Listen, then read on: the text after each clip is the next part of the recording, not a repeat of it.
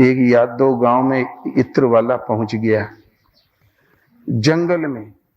पहले बहुत यहाँ स्टेटों में उसने इत्र बेचा, बहुत चला, लेकिन जब धंधा चल जाता है तो फिर हवस बढ़ जाती है और उद्योग को विकास दो और विकास दो। वो ललक में पहुंच गया जंगल में।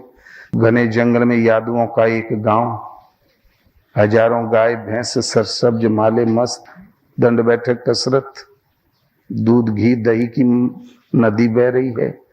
अतर वाला बहुत खुश हुआ, माले मस्त है, माल लेंगे, कदर करेंगे। खोला जब अतर की पेटी और तो सब यादव घेर के बैठ गए, तो लगाया हाथ में तो चाट गए, और फिर हाथ आगे बढ़ा दिया, फिर लगाया, फिर चाट गए। 50 हाथ आने लगे और जाने लगे, उसकी शीशियां आधी हो गई। तब झुंझला के उसने बक्सा बंद किया और तुरंत भाग के गया सरपंच के पास। कहो सरपंच मुखिया जी, तुम्हारा गांव बिल्कुल लंठ का लंठ है। बोले अरे हमारे गांव में किसी अतिथि का असम्मान कभी हुआ ही नहीं आज तक, ऐसा कैसे हो सकता है, क्या कर दिया गांव वालों ने। बोले हमारा सब अतर चाट डाला। बोले चलो मैं चलता हूं, देखता हूं। बड़े ताव से गया और बिगड़ा बड़ी जोर से करे, हमारे प्रधानी में तुम लोगों की बुद्धि नहीं पनपी। बोले क्या गलती कर दिया हम लोगों ने। बोले अतरवा चाटा क्यों।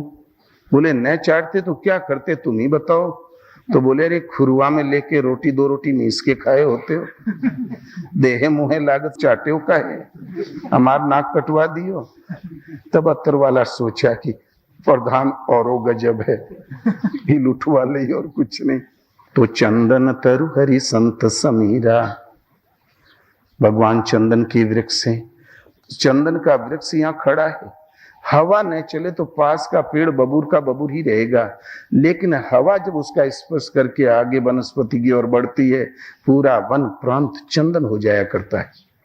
तो भगवान चंदन के वृक्ष हैं। संत समीर है, भगवान की खुशबू फैलाने वाले। ये इत्र वाले हैं, खुशबू वाले, पहुंचते हैं पुण्य आत्माओं के घर में।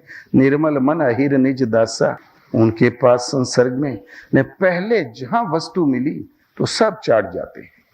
बिटिया का ब्याह हो जाए, धंधा ठीक हो जाए, रोग दूर हो जाए, फलाना हो जाए, पहले सब उपभोग कर लेते हैं, पहले वो उसी प्रयोग में लाते ही हैं उस चंदन को। यदि भगवान है तो प्रभु नौकरियां लग जाए, लड़का कहीं पास हो जाए, 2 नंबर और दे दो, सब चाट गए।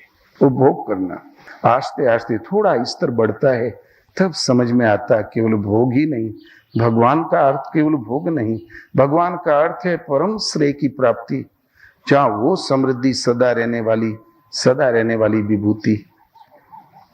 बाद में समझ में आता है। बोलो श्री गुरुदेव भगवान।